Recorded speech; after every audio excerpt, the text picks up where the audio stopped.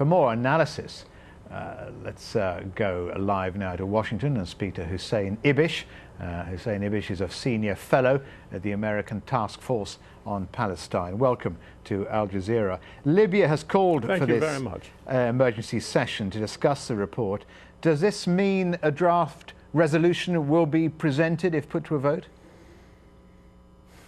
It's possible Libya might try to put a draft resolution forward, but I think there's no chance, as your correspondent just said, of any consequential action being taken by the Security Council of any kind. It's not just the United States that has objected to the methodology and the findings of the report and has also a pattern of protecting Israel from this kind of criticism.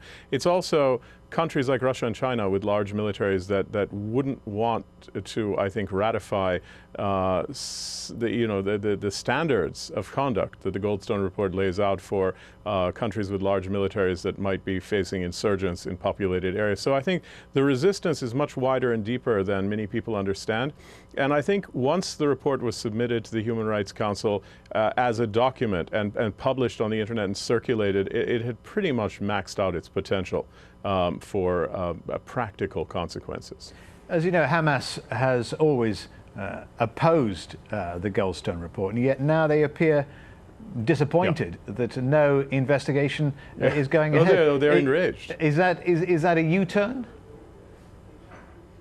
It's a complete dissonance. It makes no sense at all. It's a 180-degree U-turn. They were the Palestinian faction that was most angry about the Goldstone report. They rejected it angrily, and in fact, they used the same language that the Israelis did. They said it was outrageous that it equated the victor and the victimizer, or the aggressor and the defender, and they were infuriated by it. But now they see the ability to make trouble for their rival in the PLO and the PA and for President Abbas, and so they've leapt on the bandwagon and very angry. They've threatened to arrest members of the PA if they come to Gaza, and they're talking about traitors and collaborators and whatnot. It's extremely cynical.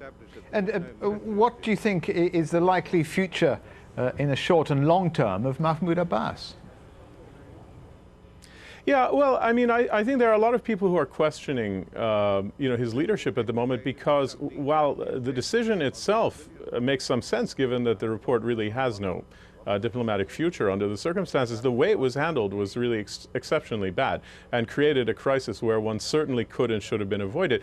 But there isn't a provision under Palestinian law for a president to resign and be replaced, or for anything other than an election to take place. And an election has been agreed upon for January. The PA wants to have the election in January. Hamas and some Arab states are talking about postponing it. I think it's very important that we have an election, a presidential and a parliamentary election.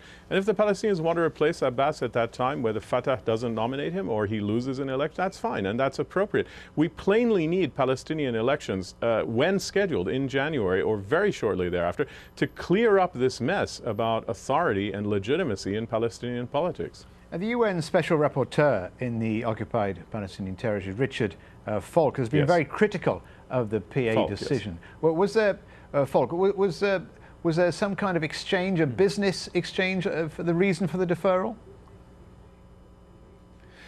There are a lot of theories floating around, and I think the most persuasive ones focus on the cost-benefit analysis that the PLO probably engaged in. I mean, they saw that pressing forward with the report would probably a quixotic move, because it really wasn't going to get out of the Human Rights Council, given opposition, as I say, not only from the United States, but from Russia and China, and pretty well across the board. I mean, there really isn't, in reality, any kind of base for bringing it forward in the UN system. And at the same time, undoubtedly considerable pressure from the United States and possibly others to not push forward. So a serious cost with limited benefits. So it is a rational decision under the circumstances from a diplomatic point of view, but politically it was handled, I think, in an exceptionally poor way, where not only were the PA and PLO leaders unable to explain why they took the decision they did, even though it is explicable and it's rational, but they didn't really explain why they did it, and they didn't even explain who took the decision. So widespread confusion led to widespread outrage. It was really predictable, and now you've got this conflagration to do with the Temple Mount Al-Aqsa Mosque compound in Jerusalem, where all kinds of people who are trying to bring down, if not simply President Abbas, even the PA itself, both on the Israeli side and on the Palestinian side, are fueling this fire and creating a crisis in the context of this outrage over the Goldstone report. So really desperately bad, I think, political miscalculation.